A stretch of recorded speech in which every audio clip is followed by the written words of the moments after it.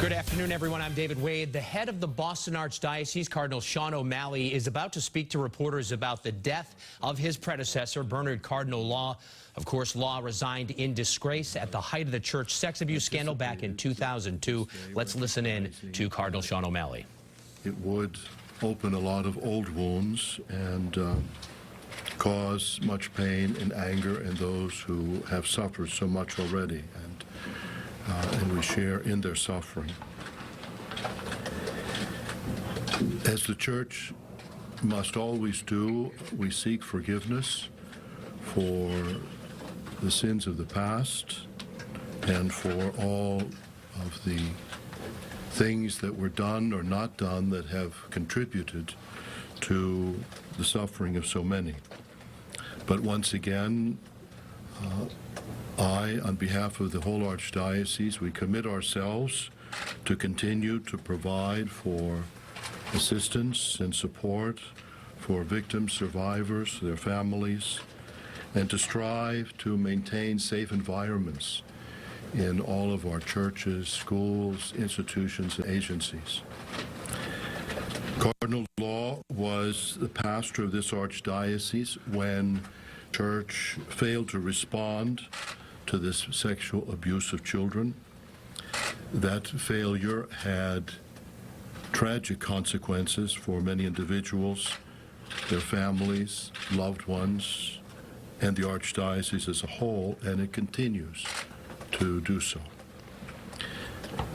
Since the day I arrived in the Archdiocese, the primary focus of my ministry has been to strive for healing.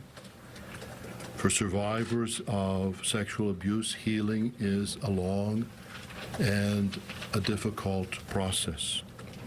But I commit myself to support those efforts here in our Archdiocese and to work with the Church to reestablish trust among our Catholics and the wider community. And now I'm prepared to try to answer your questions. Antonio? Cardinal Sean, it was reported that last week while you were in Rome for the visit with the Holy Father, you also visited Cardinal Law in the hospital. I did. Could you at a personal level tell us what were your feelings? Were you able to talk to him? How would you describe that visit and your feelings while you were there? It was very obvious that Cardinal Law was dying. He was in and out of consciousness.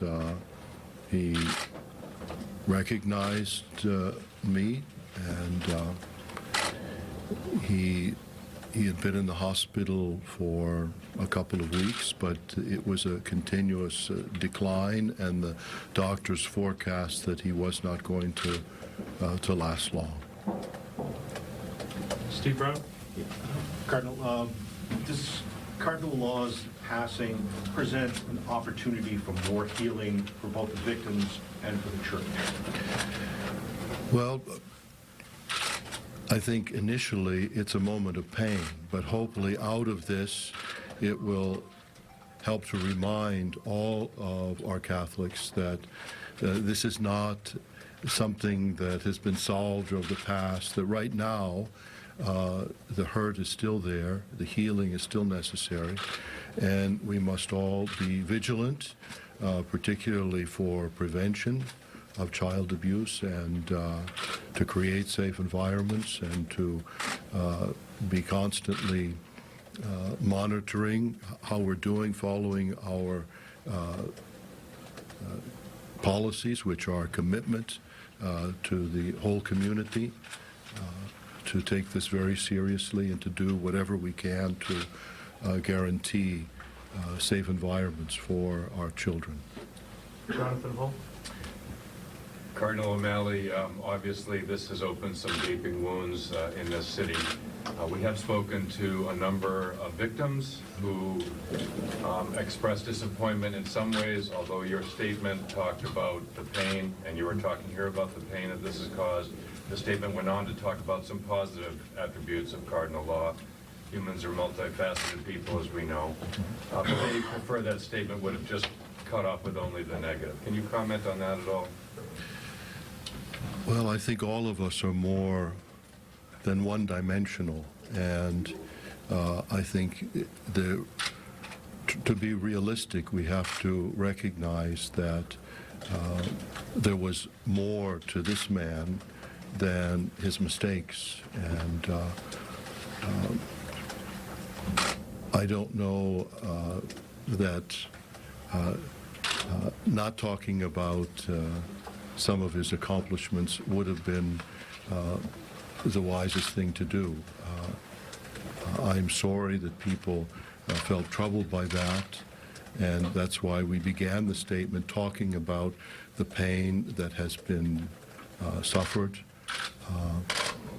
But we tried to craft a statement that would be fair and at the same time sensitive to the particular suffering of people in the Archdiocese.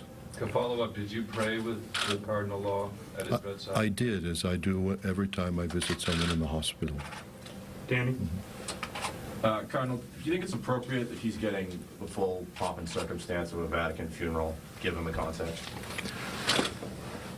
I understand the difficulty with that, and I understand how people are reacting to that.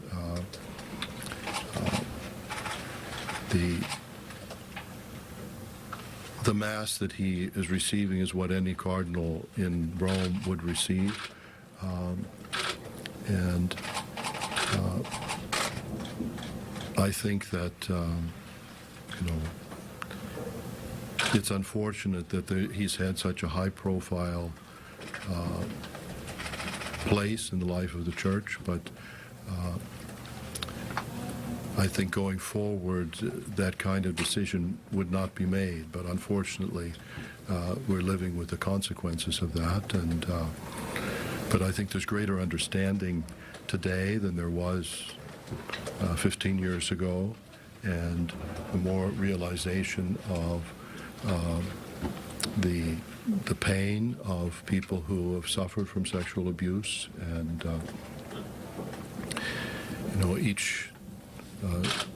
each year, as a member of the Commission, I speak to hundreds of bishops all over the world about sexual abuse, about safe environment, best practices, and I always try and take a victim with me to speak to those bishops. And some of the bishops I speak to are the ones who are just named. So a couple hundred new bishops every year.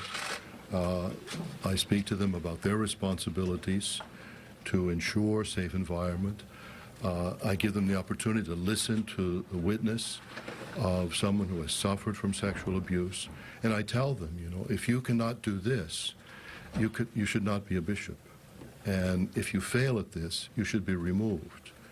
And this is what I believe, and we're working to carry this message around the world in the work of the Commission, which is basically education of church leaders and promoting best practices and policies that will put victims first and will create safe environments. Chris? And then we'll go to Rondella after that. Are you 100% confident as of right now that the Archdiocese does have the proper guidelines and policies in place to deal with abuse of priests? And also, what would be your message to Catholics that maybe haven't been to church since the abuse scandal happened? Well, we have worked very hard at developing policies which we believe are effective. We have annual audits that take place to make sure that the policies of safeguarding, reporting, the trainings, the police checks that are done are all being carried out. And I know sometimes it can be a burden in the parishes, but every chance I get, I reiterate how essential this is, and that we all have to be ever vigilant and do everything that we can to create safe environments. Rondella? Given that protocol calls for the pomp and circumstance for this funeral, do you think there will be an opportunity, or will Pope Francis acknowledge survivors and victims in any way? I have no idea. Usually the you know, I've been in Rome for a number of meetings when the cardinals died, so I've gone to the funerals. They are rather perfunctory. They take about an hour. It's a regular funeral mass. The cardinal, who is the dean of the College of Cardinals, says the mass in Italian, preaches, and the Holy Father comes and says the final prayers. But usually the only message is from the celebrant. So I have no idea what will take place tomorrow. And you're not attending? I'm not attending. Do you forgive cardinal law, and what do you say to survivors who still cannot? Well, forgiveness is what Christianity is about, and that doesn't make it easy. And so I appeal to people, particularly Christmas is about healing relationships and forgiveness, and a big part of healing is being able to come to grips with our own difficulty in forgiveness. Some have argued that the work of the commission has actually stalled recently. So what would you say to those folks about the progress of the church as a whole in combating clergy sex abuse? Well, the work of the commission is very defined. I mean, we are not there as a judge or jury or a tribunal dealing with individual cases. Our task is trying to educate the leadership in the church, trying to make sure that people have good policies in place for every bishops' conference in the world. And I think we've been very successful at that. The 3-year mandate of the commission has ended, and so at this point we're waiting for the Holy Father to reappoint the commission, and I believe the plan is that he will, for the sake of continuity, reappoint some who are already there and some new ones. We're trying to get people from different parts of the world, particularly in areas where child protection and sexual abuse are not topics that people talk about. And one of the things that the Commission has been able to do is to get Catholic funding agencies to insist when they receive a petition from a developing countries to say, well, we will help you out, but a child protection policy and program must be in place before we will fund anything else, and we will help you with that. So those are the kinds of things that the Commission is doing, and our members have been going all over the world speaking with the leadership, and as I said, each year I speak to all the bishops, new bishops who have been named, to impress upon them the seriousness of this, and that this is the most important part of their ministry as shepherds in the church. So we're going to go 2 more, Antonio, and then one more there. Yeah. Cardinal Sean, survivors often say this expression like the church doesn't get it, that doesn't understand their suffering and their pain for the abuse, and they cite oftentimes the fact that, for instance, when Cardinal Law left Boston, the Holy See appointed him as a priest of a basilica in Rome, which was perceived to be like not a promotion really, but kind of a nice place for him to continue his years. What was your reaction when you understood that? What is your reaction today to that appointment specifically? As I said, I don't think that would happen today. I think there's a much greater understanding and sensitivity to the situation.